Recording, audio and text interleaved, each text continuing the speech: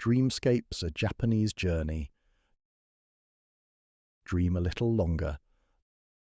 Lanterns, tea, and autumn leaves. The ticket is not a piece of paper, but a memory you have yet to create. It waits in your pocket, warm as a held breath.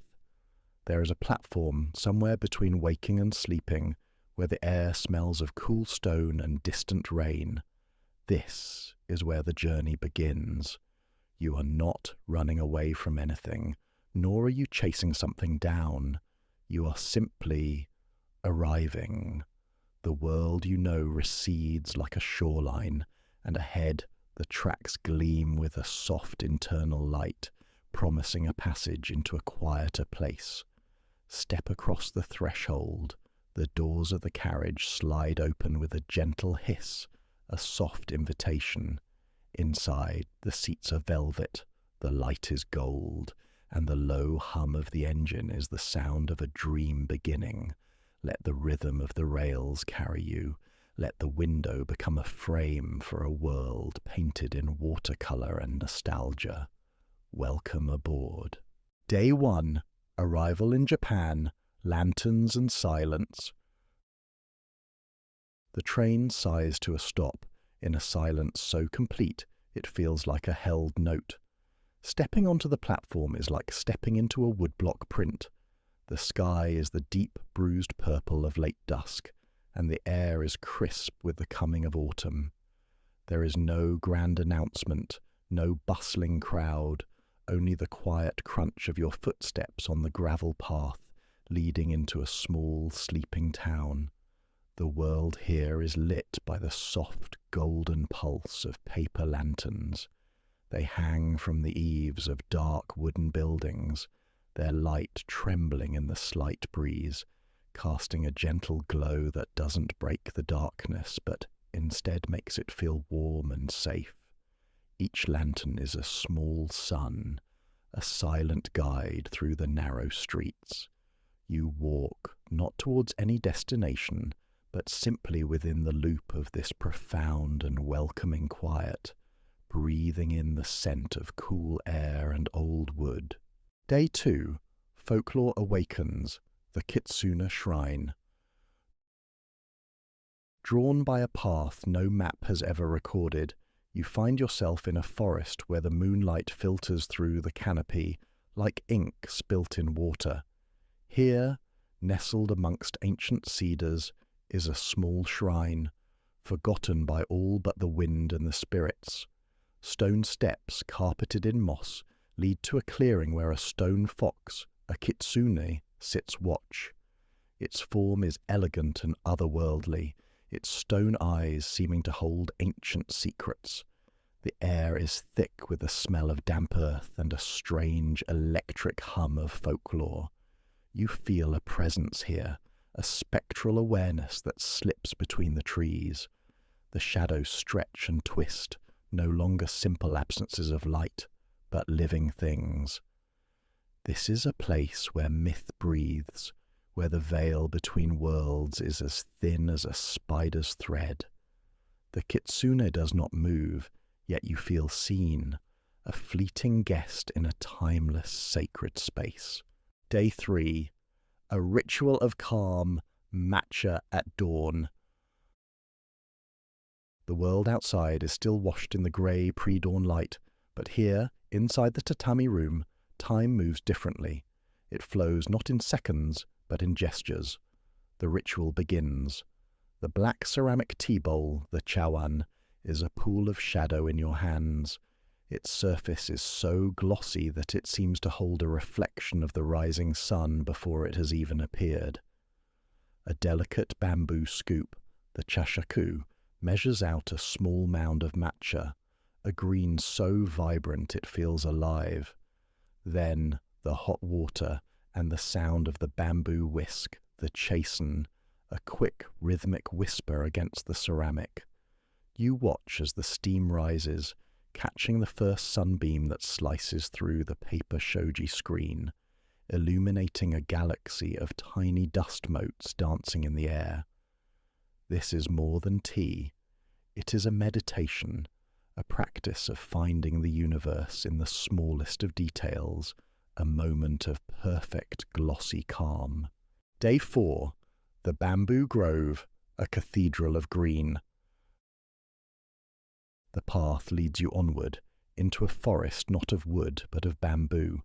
The stalks rise up, impossibly tall and straight, their green so deep it seems to drink the light.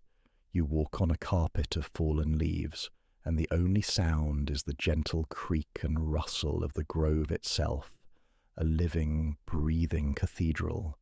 Sunlight filters through the dense canopy, dappling the ground in shifting patterns of light and shadow. It is a world of vertical lines, a place that draws your gaze and your thoughts upward. You are small here, a fleeting visitor in a timeless green hall. Day 5, the art of water, ripples and gold. You find yourself beside a pond, so still that it perfectly mirrors the grey sky. It is a central feature of a meticulously raked Zen garden, where every rock and plant feels as if it has been placed with ancient intention.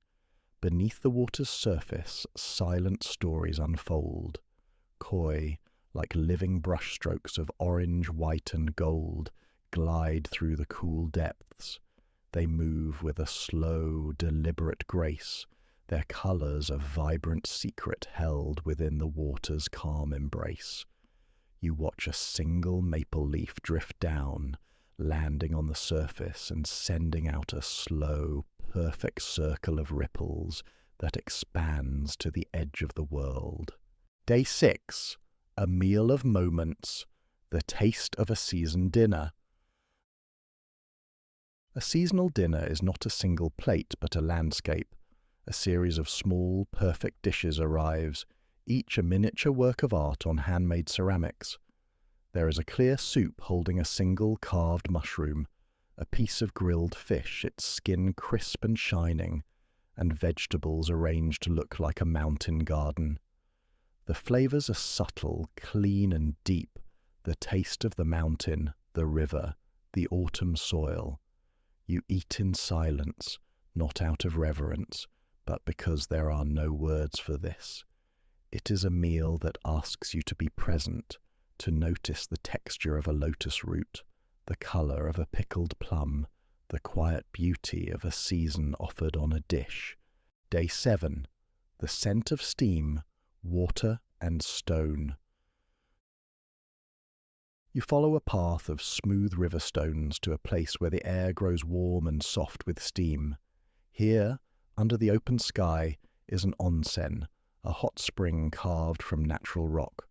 The water is a milky mineral blue, and it sighs as it spills over the stone edges. You slip into the heat, and the world dissolves. There is only the feeling of the water, the sight of the steam curling up to meet the cool night air, and the dark silhouettes of the pine trees against a sky full of stars. It is a deep and profound quiet, a letting go of everything but the present moment. Your body grows heavy and relaxed, anchored to the earth's own warmth. Day 8. Autumn Ablaze, Momiji. The day is dedicated to colour. You stand beneath a Japanese maple and the world is set ablaze.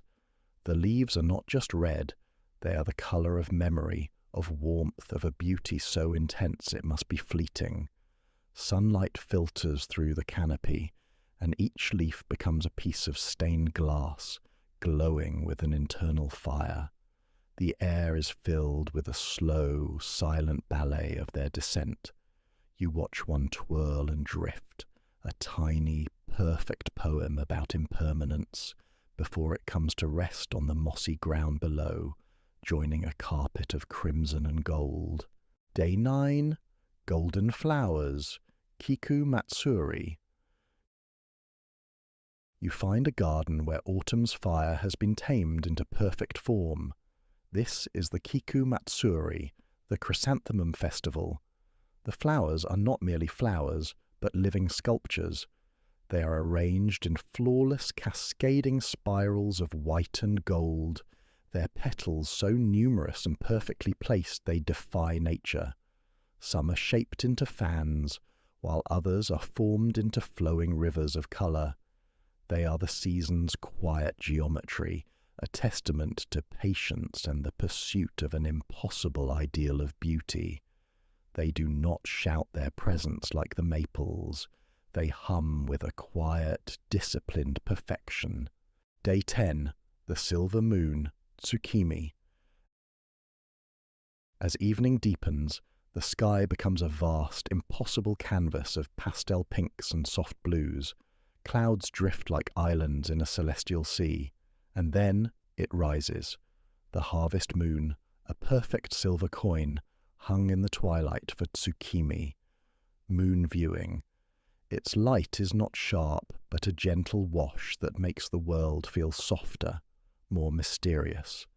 It illuminates the edges of the dark trees and casts a shimmering path across the surface of a quiet pond.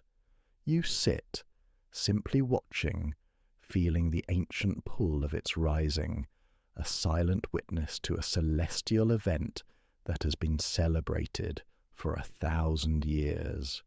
Farewell, the last train beneath lantern light.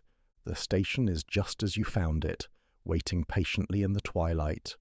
The sky is a deep, bruised indigo, melting into a final, fiery orange at the horizon. The air is cool, carrying the scent of rain on dry leaves. This is the other side of the dream, the gentle goodbye. The lanterns flicker on, their reflections trembling in a shallow puddle on the platform, a mirror of golden light in the growing dark. There is no sadness here, only a quiet, resonant peace, the iyashikei of a journey completed. The train slides into the station, its windows warm squares of light against the encroaching night. As you step aboard, you look back one last time, not at a place you are leaving, but at a memory you are now carrying. The doors close, and as the train begins to move, the lanterns drift past the window, becoming smaller and smaller, until they are just stars in a dream you once had.